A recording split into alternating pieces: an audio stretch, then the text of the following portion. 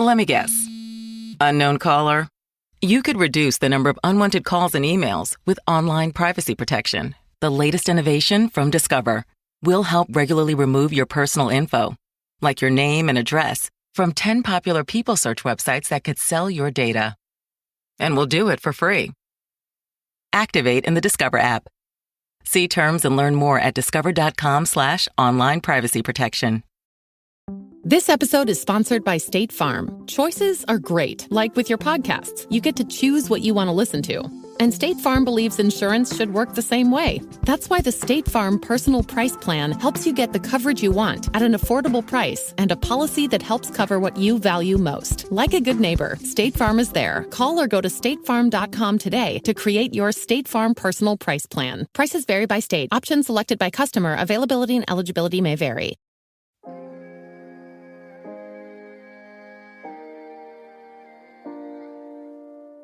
Schadenfreude, everybody must have screamed, ah! He's a song hero. Little pushy. Are you back from listening to Stairway to Heaven twice? Now, those are just words I looked up on the internet.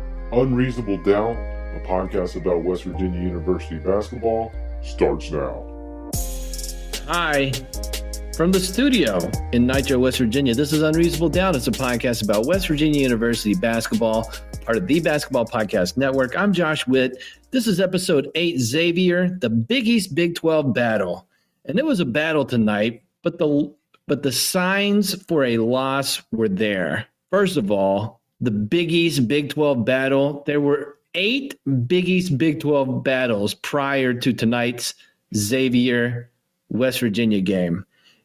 Guess what? The home team in each of those 8 games, undefeated. So if you were at home and it didn't matter what conference you were in this battle, you won the game. So Xavier, they're good. The game at Xavier, true road game. Xavier, good at offense. 6 of their first 8 games, they shot over 50% from the floor, and they did it again tonight. And West Virginia's offense stalled out late. It was 73-72 with 4.5 minutes left. West Virginia did not score another field goal, and they lose by 10. 9 for 9 home teams in the Big East Big 12 battle. And let's be honest, as great as the second half was in the Florida game, this second half was the other way bad. You know what I mean? And I would argue that the second half tonight was West Virginia's first bad half of the season. So we're going back. It's the 8th game. So 16 halves of basketball. So to have your first bad half 16 games in, or 16 halves into the season, not too shabby. That's a glass half full statement. You could argue that the first half against Purdue was a bad half. I would argue that half was less WVU playing bad and more Purdue playing really well and playing with an unstoppable giant. And he's unstoppable until he gets stopped. I understand. He's not unstoppable. So far, unstoppable. But Xavier almost got a 50 burger in the second half. So what happened there? It revolves around Jimmy Bell. Now, let me start with the good for Jimmy Bell. Jimmy Bell on offense tonight, his best offensive night of the year. He made every field goal he took. He played bully ball as he can do. One shot went in where the ball hit like the bottom part of the front of the rim.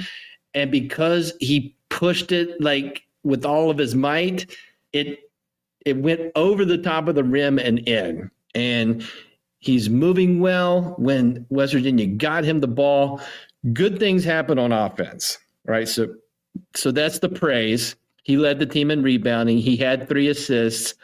So offensively, Jimmy Bell, solid, really good.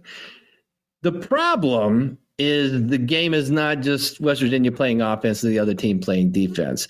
On the other side of the court, that was the bad. And so going into the game, it's not like I've watched a ton of Xavier games, but they've got a 7-footer that can play outside. Just on numbers, he shot some threes, which means he's comfortable being away from the rim. already not a great thing for Jimmy Bell. Jimmy Bell tries hard, not somebody who's probably comfortable 25 feet from the rim, right? And so Xavier didn't burn Jimmy Bell in the first half, but at halftime, Sean Miller basically, I don't want to guess what he was saying, but obviously the game plan in the second half was, hey, 7-foot guy, set picks for our guards 25 feet from the rim, and let's see what happens. Let's see how many pick and rolls we can put Jimmy Bell in. And they did that. And yeah, it's not 100% on Jimmy Bell. Two guys play the pick and roll. But what was happening, Jimmy was hedging, and then he's on the sideline, like 35 feet from the basket. Xavier throws it out of the double team, and now it's 4-on-3. And every single time tonight that happened, it was a problem. Every single time. Every single time. Mage prob, you know? And so what do you do if you're Bell? Like, he's obviously being told to hedge on the screen. You can't drop in a pick and roll coverage against a team who's fourth in the country in shooting threes. So you can't back off. You could try switching, but then it's 6'10", 285 Jimmy Bell against a fast point guard who the guards are having trouble staying in front of. And so what else can you do? And we're talking about Hall of Fame coach Bob Huggins. So Bob Huggins' counter would be to get somebody more mobile at the 5, somebody who's more comfortable away from the basket. And so you look and maybe, hey, play small ball with Trey Mitchell. And Trey Mitchell's got 3 fouls and he's sitting. So you can't do that. So then you look at Mo Wague and James Okonkwo. And tonight, that was a problem. And let's think about it. Let's think about why this is a problem. Listen, I'm not upset at this result. You should not be either. You should not be either. I'll explain more here in a second. But you look down at the bench, Jimmy Bell's getting smoked on pick and rolls. You've got James Okonkwo, who's played pretty much 9 games of college basketball.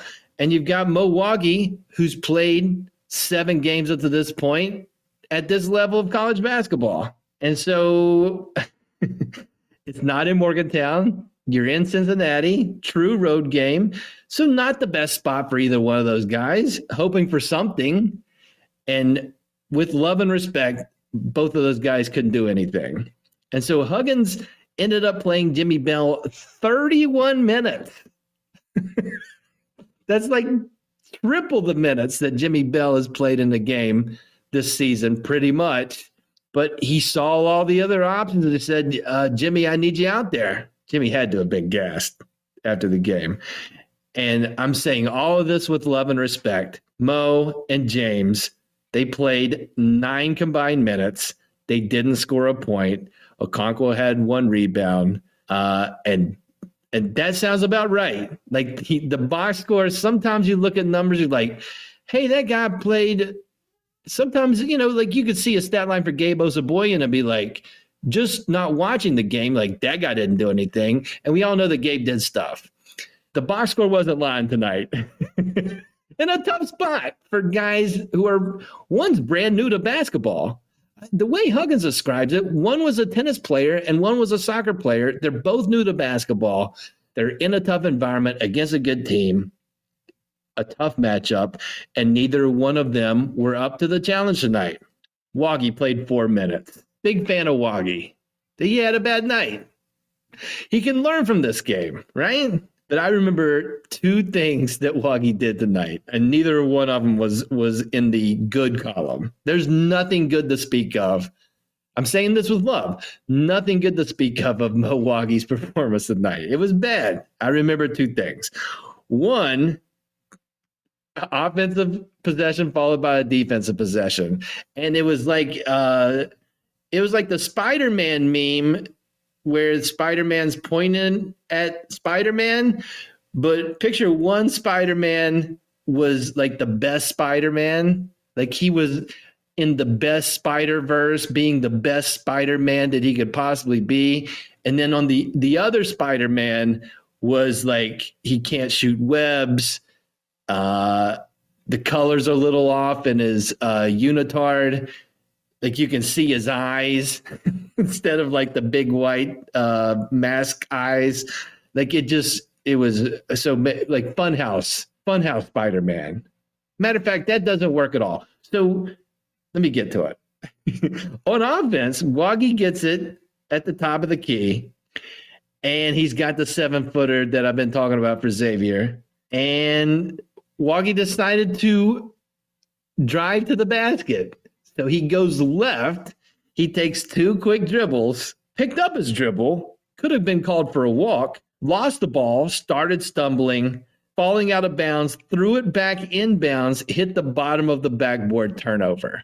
Like the broadcast could have had the Benny Hill song happening in that sequence, and nobody would have batted about it. Like it would have fit perfectly for what my man Mo Wague did on that. It only took 3 seconds, but cue the Benny Hill music, that bad.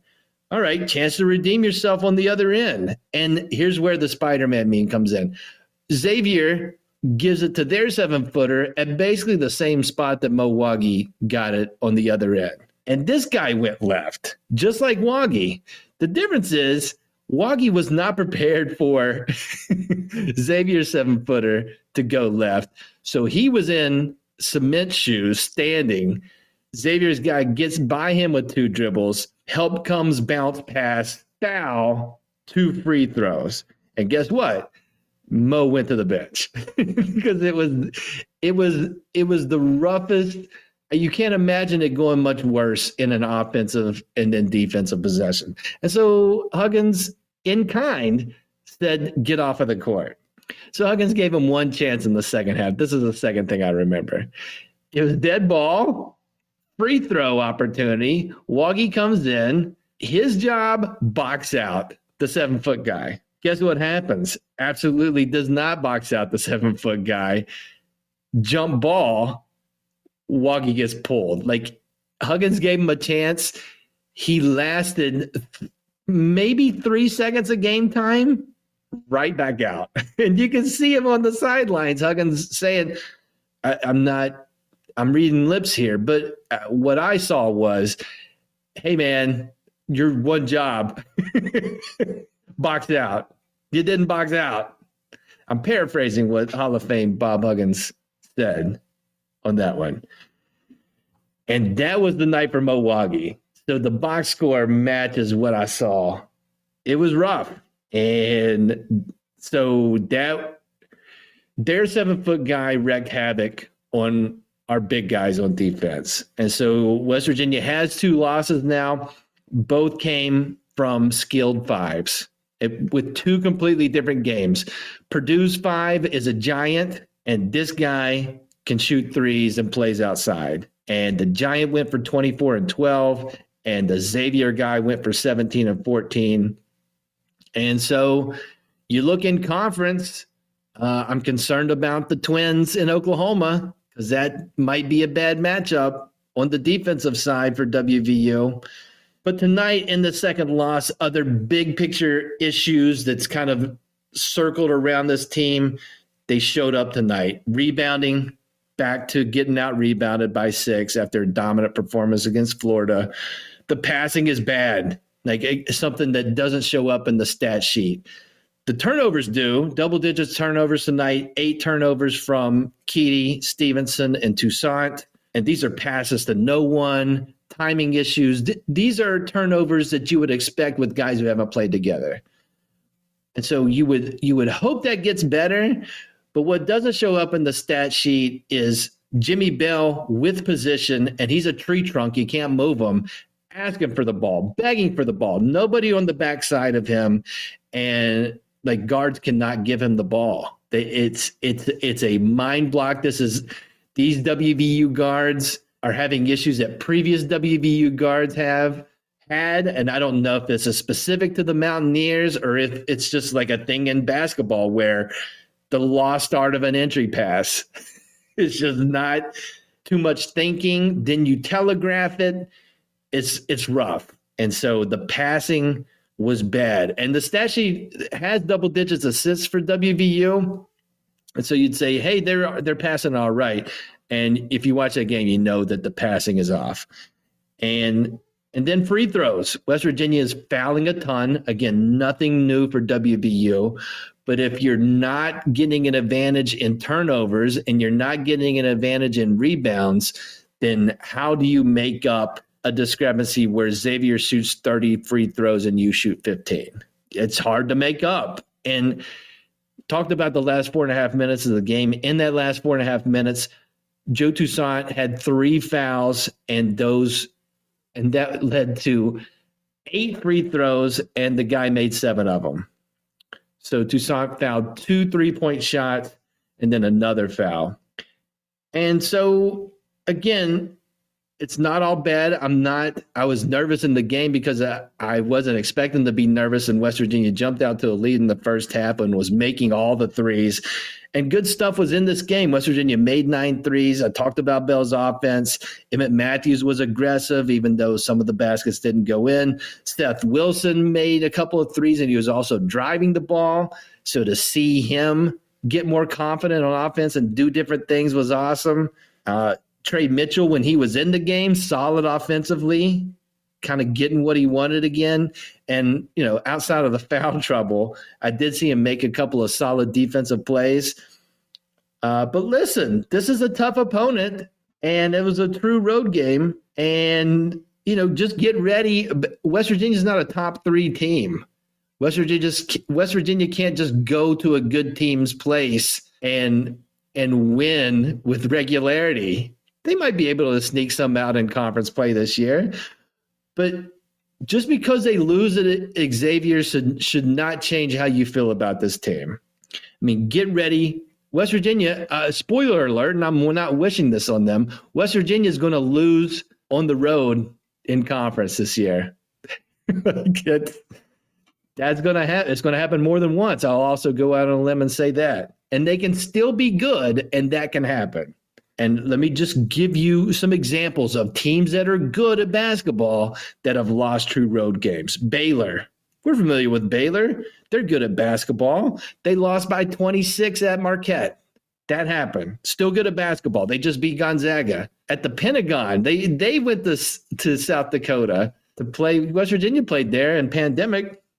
Gonzaga's good at basketball. They lost by 19 in Austin against Texas. Kentucky's good at basketball. They lost at Gonzaga by 16. Indiana's good at basketball. They got beat today by 15 at Rutgers. And the teams, these teams that are good, that are losing road games, the home team in those games, they're good.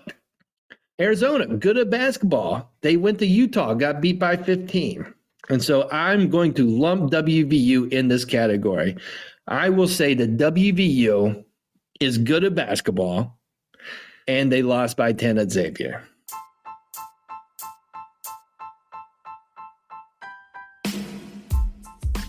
The NBA season is heating up, and there are still so many unknowns. Yes, the Lakers are not going to go 0-82. Yes, the Bucks are not going to go 82-0. But will Javon Carter stay in the starting lineup? Will Deuce McBride make it in the rotation for the Knicks? When I'm looking to get in on the action, I bet with DraftKings Sportsbook, an official sports betting partner of the NBA. New customers can bet just $5 pregame money line on any NBA team to win their game and get $150 in free bets if they do. Check this out. Right now, everyone can earn up to a 100% boost with DraftKings stepped-up same-game parlays. Go to the DraftKings Sportsbook app, place a same-game parlay, and combine multiple bets like which team will win, total rebounds, and more. The more legs you add, the bigger the boost, the bigger your shot to win big. The DraftKings Sportsbook app is easy to use. You can do your same-game parlay. Really easy, gives you the odds.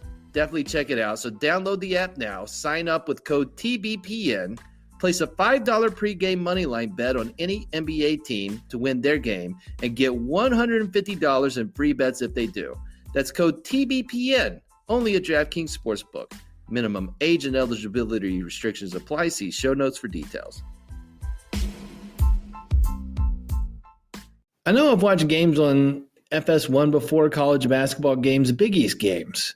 Maybe not whole games, but I just don't remember the stylings of one Dickie Simpkins. But we were blessed tonight to have Dickie Simpkins on the call tonight for the WVU Xavier game. And I thought he stood out in good ways and bad ways. Dickie Simpkins, at first, I truly thought that Dickie Simpkins was a Xavier grad because of how preferential he seemed to be towards Xavier. Nothing new for a WVU fan, and it's probably not exclusive to WVU feeling like the national broadcaster is going against your team. But Dickie Simpkins really had a strong leaning, so much so that I had to look up where he went to school. He went to Providence. So I was close. He wasn't a Xavier grad, but definitely Big East guy, and which makes sense. Fox Sports 1, that's the home of Big East basketball. So totally get it, right? Not mad about that. Just it was bad enough, or how it was obvious enough that it made me check, you know? And in the bad, Dickie Simpkins one time thought Trey Mitchell walked because he had psychedelic shoes on, and did a little bit of fact checking there. Number one, Trey Mitchell didn't walk on that play. And number two, Trey Mitchell's shoes, not psychedelic. I mean, that's not a fact. I guess somebody could say, Dickie Simpkins said that he thought they looked psychedelic. All right, so let's not do fact checking here. But didn't like that. What I did like, the list of the pros for Dickie Simpkins for me, longer than the cons list. I got the cons out of the way. The pros, Dickie Simpkins, Emmett Matthews made a bank three. Seth Wilson make a bank three. What happens in not 42 years of life when somebody makes a long bank shot, somebody is obligated to say something about a bank, like a bank with money and stuff. The bank is open. I didn't know his banking hours, like that kind of thing. Tried and true, but a little stale, maybe a little dated. Dickie Simpkins reviving the bank reference by gearing it towards ATM references in place of the bank. Ingenuity, changing the game. Love that, and love the spin that Dickie Simpkins put on that. Another thing I liked, when someone made a steal multiple times, Dickie Simpkins was calling for security. A little confusing on that one. Sometimes it sounded like he was asking for a home security system, which is not really a stealing thing. And one more appropriate, like he sounded like he was calling for security because somebody had stolen something. So I thought that was fun. I don't think I've heard calls for security in regards to steals. But the best part about the Dickie Simpkins experience is that his games come with Dickie Simpkins graphics. Think of the people that do color commentary on college basketball games. Jay Billis, Dick Vitale, Bill Raftery, Fran Fraschilla. All these guys, they provide great analysis during the game. Grant Hill, he does a great job. None of those guys have graphics, to my knowledge. Dickie Simpkins, he might have brought his own graphics. He might have his own graphics guy. But there are Dickie Simpkins graphics. I saw two of them tonight. One was pretty straightforward. It was a cartoon picture of Dickie Simpkins' head, looking straight ahead. He's got his glasses on. He's got the microphone attached to the headphones. He's calling a game. Below his face are the letters OMG. And you'd see this graphic. I saw it a couple of times on the way to commercial. And do I remember a play during the basketball game that would cause somebody to say OMG? Not really. Did it keep them from showing that graphic? Absolutely not. And the graphic by itself, pretty awesome. But when you have Dickie Simpkins on the mic with the graphic up with his cartoon face and letters saying OMG, and then Dickie Simpkins himself saying OMG, then it goes to the highest level of television. Of course, my mind thought, like, is this in Dickie Simpkins' contract? Hey, Fox Sports, I would love to work for you. Here's what I need. I need to have an opportunity going to commercial to say OMG. Doesn't have to be about something great that happened during the game. I just want to do that perhaps twice each game. It made me think of things like that because it really stood out, and it made me laugh, and I really enjoyed it.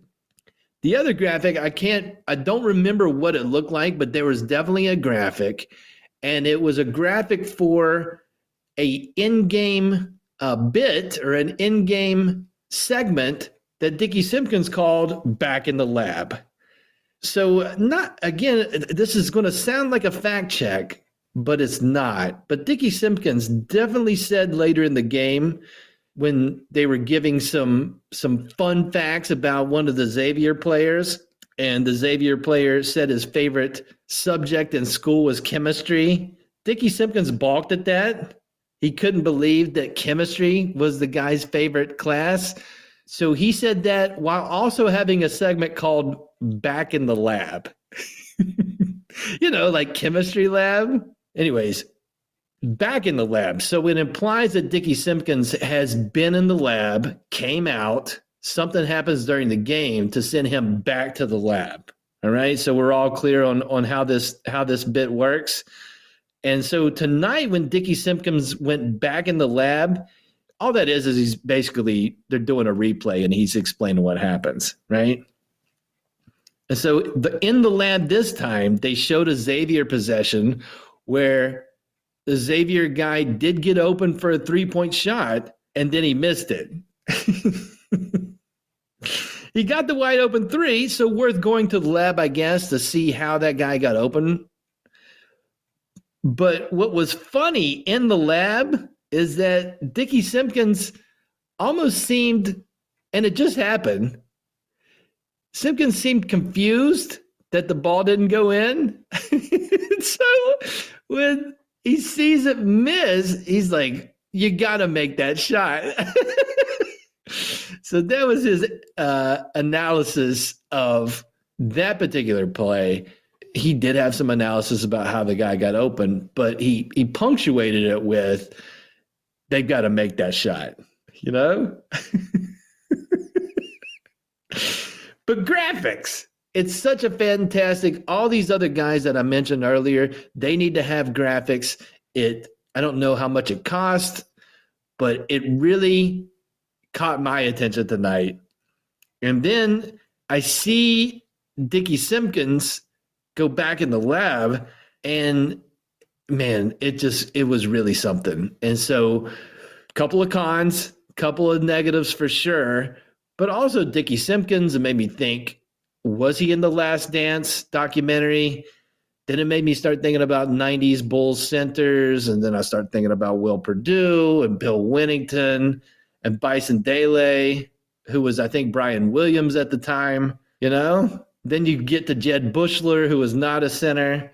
But anyways, he was back in the lab. He threw in a couple of OMGs, and now I'm a Dickie Simpkins guy. Can't wait to see him call the next WVU game.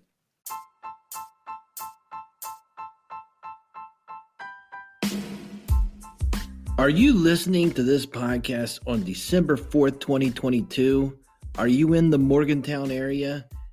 If you are, and you want to check out awesome sports cards, action figures, wrestling figures, comic books, you need to go to the Morgantown Mall and you need to check out the card show that Freeman Sports Cards and Collectibles are doing.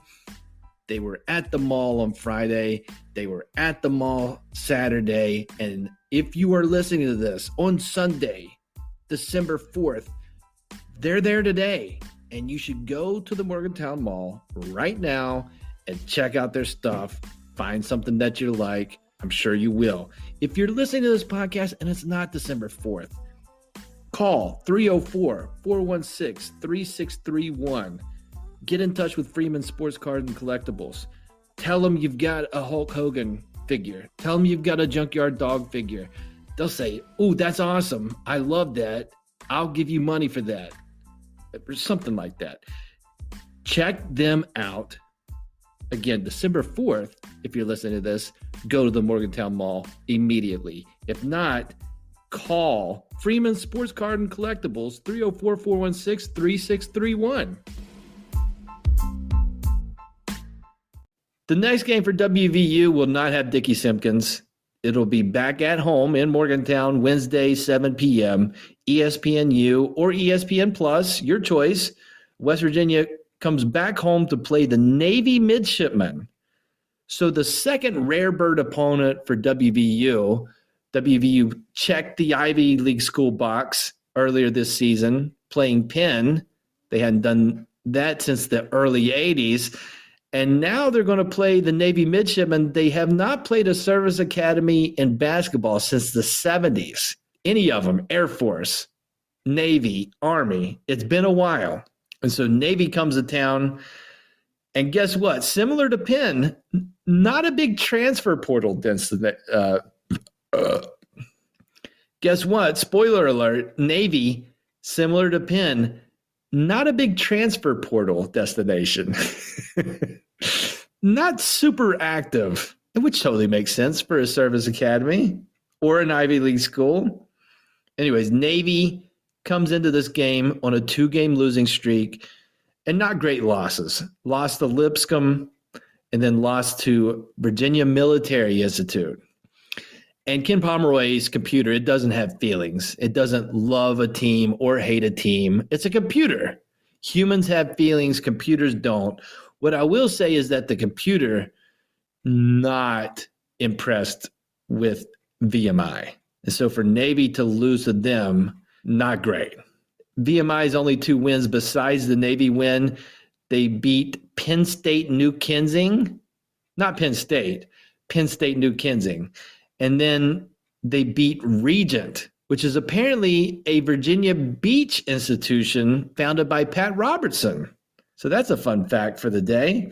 Anyways, Ken Pomeroy's computer not thrilled with VMI, thus not thrilled with Navy losing the VMI. But Navy, similar to Xavier, they shoot the 3-ball well. They're shooting 41% for the season, so that's top of the top in Division I. Also, on the flip side, according to Ken Pom's computer, Navy not good at defense. And by not good, they're bad. Their biggest guy is 6'8". So West Virginia has there should not be a matchup problem with Navy's 5 and WVU's 5, whoever they choose. Navy was picked to finish 4th in the Patriot League, so top half of that league. But I am going, I don't like to predict games. I will predict a bounce back game for the Mountaineers against the Navy Midshipmen. We'll see what happens Wednesday. That's it for this episode of Unreasonable Doubt. Listen on all the platforms or just pick one, whichever one you want. YouTube. Until next time, I'm Josh Witt. This has been Unreasonable Doubt. WVU for the 2022-2023 season. They have 6 wins and they have 2 losses.